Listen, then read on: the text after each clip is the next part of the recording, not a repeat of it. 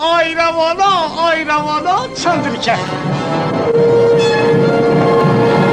Elhamdülillah Allah subhanahu bize ağıl verip Ayrabani o yalandı.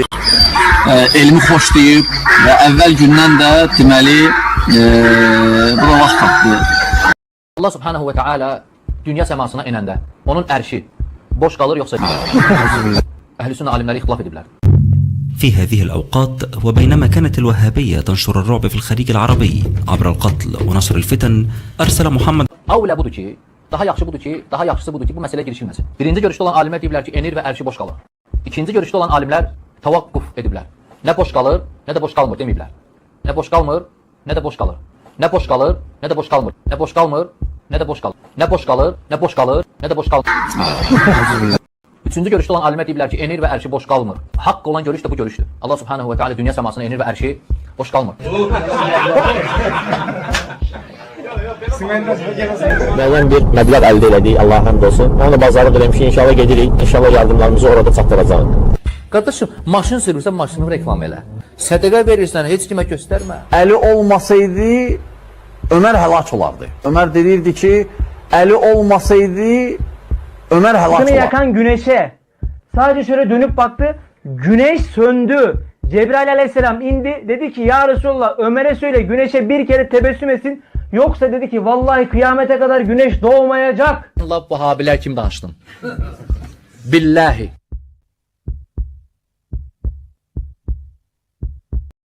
Peyğəmbər sallallahu əleyhi və səlləm dua edib ki, Maviyəni söyəni Allah Taala rəhmətə çevirir Maviyə. Ona görə ən çox rəhmət qazanan Şiə tərəfidir, Maviyə rəhmət oxuyurlar.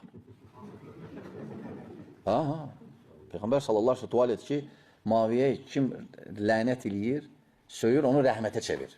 Allahdan istədi. Ona görə ən çox sahabələrin içində rəhmət qazanan Maviyədir radiyallahu anh.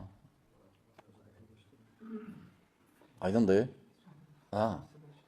Əlbəttə onlar savab qazanır. Əlbəttə. Bismillahirrahmanirrahim. Elhamdülillahi Rabbil alemin. Və sallallahu ala Muhammedin və alihi tahirin. Və la'nu daim ala a'daihim ecma'in.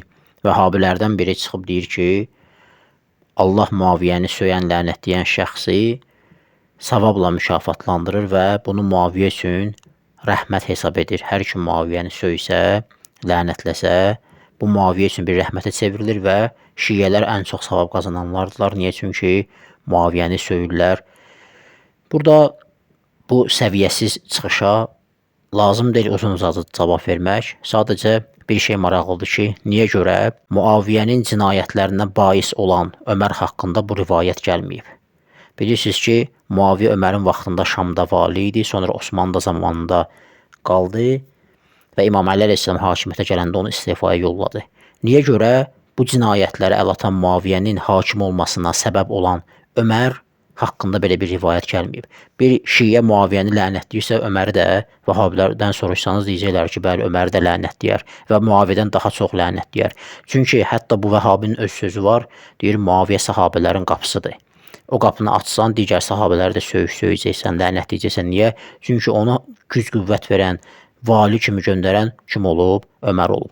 Və nə hikmətdirsə bu Vəhabi özündən uydurduğu bu rivayətdə Muaviyənin yerinə Ömərin adını qoymayıb. Məgər Muaviyə Ömərdən üstündürmü? Niyə Öməri söyüb lənətləyənləri Allah bu lənəti rəhmətə çevirmir Ömər üçün və yaxud da Əbu Bəkir üçün, amma Muaviyə üçün çevirir? Və daha maraqlısı budur ki, İbn Teymiyyə Minhacü Sünnət-i Nəbəviyyə kitabında Təhqiq doktor Muhammed Rəşad Səlim 7-ci cild səhifə 137 və 138-də deyir ki, فَإِنَّ كَثِيرًا مِنَ الصَّحَابَةِ وَالتَّابِعِينَ كَانُوا يُبْغِضُونَهُ وَيَسُبُّونَهُ وَيُقَاتِلُونَهُ. Deyir, bir çox sahabi və tabiin əli ilə vuruşur, əliyə buğz edirdilər, düşmənçilik edirdilər, əli ilə vuruşurdular və əlini söyürdülər. Görəsən, niyə görə İmam Əlini əleyhissalam söyən insanların haqqında Peyğəmbər belə bir rivayət buyurmayıb ki, onu kim söysə o söyüşə Allah rəhmətə çevirər? Sizə görə məgər İmam Əli əleyhissalam Muaviyədən üstün deyilmi?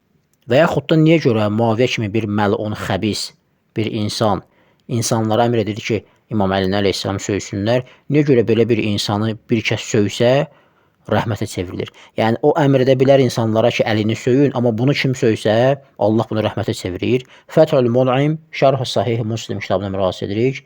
9-cu cild Darüşşuruq tərəfindən çap edilən nüsxə Əhlüsünnə alimi Musa Şahin Ləşinə aiddir bu kitab.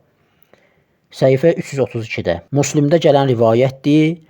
Onu izah edir, deyir, fəqalə mə mənə'əkə ən təsubbə əbəd turab. Muaviyyə Səədə deyir ki, sənə nə mane olur ki, əlini söymürsən. Qeyddə deyir ki, təqdirdə bu cürdür, əslində bu söz bu cürdür. Əmərə Muaviyyətu Səədən ən yəsubbə əliyyən. Muaviyyə Səəd ibn Əbi Vaqqas əmr etdi ki, əlini söysün, fəmtənəə və o da imtina etdi.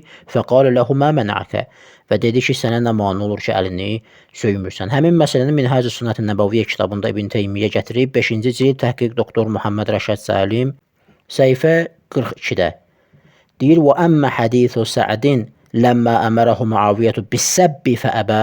Deyir, amma Səədin hədisinə gəldikdə isə o zaman ki, Muaviyyə əmr etdi onu ki, söysün, fəəbə və da imtina etdi.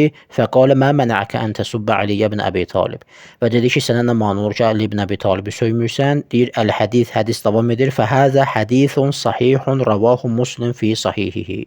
Deyir, bu hədis səhih hədisdir. Muslim bunu öz səhihində rivayət edib. İndi ay cahil Vəhabi, özündən uyduran, səviyyəsiz söhbətlər eləyən şəxs, insanları axmaq yerinə qoyan insan. Niyə görə Muaviyyə əmr eləyə bilər ki, əlini söysünlər, amma o şəxsi söyəni niyə görə Allah həmin söyüşü rəhmətə çevirir?